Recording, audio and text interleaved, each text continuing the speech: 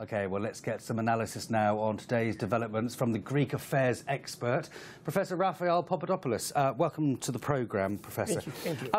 Greece needs 1.6 billion euros by the end of the month. These have been difficult negotiations. There have been so many ups and downs, so many difficulties because of rhetoric, because of pressures. And while it is well known that it is in the interests of all concerned, no solutions have been found so far. It has been encouraging signs, however, this afternoon. They propose to the Greek government that they will release enough funds, which amount to about 14,000 requirements of the creditors until the end of the year.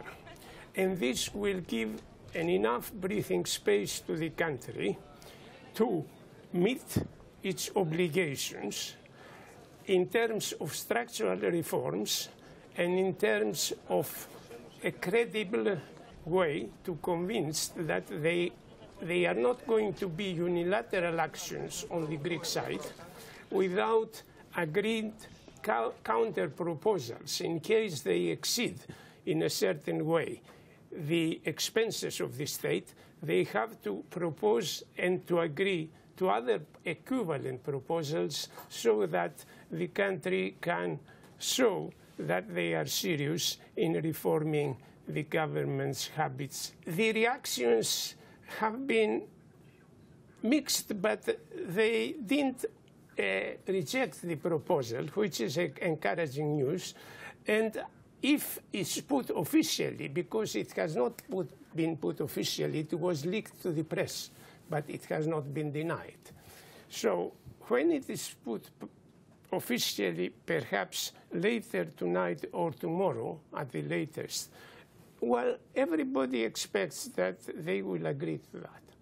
Okay, they have no alternative. Well, no, exactly. They're running out of options, aren't they? Yes, and they must pay, as you rightly mentioned, 1.6 billion euros by the end of the month to International Monetary Fund. We've got some pictures coming in now of protests on the streets of Athens. People are massively frustrated, aren't they? But how do they feel about Tsipras? Because he won't budge on pensions, he won't budge on increasing the type of goods that are eligible for VAT in the country, he won't budge on austerity cuts. He's really sticking to the promises that he made in the election, isn't he? Is he popular there now? Is he their hero? I don't think he's a hero. One has to keep in mind that this government has received about between 36 and 37% of the vote.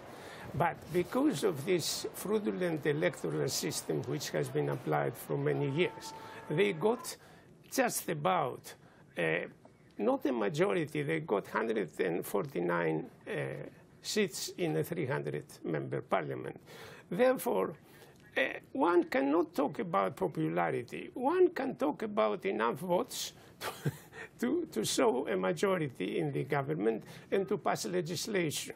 Now, how popular he is in rejecting what it has been considered by the majority of the people as reasonable proposals, that is very much open to doubt.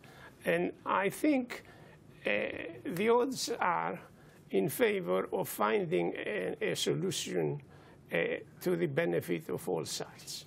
Professor Raphael Papadopoulos, thank you very much indeed for joining me. Pleasure.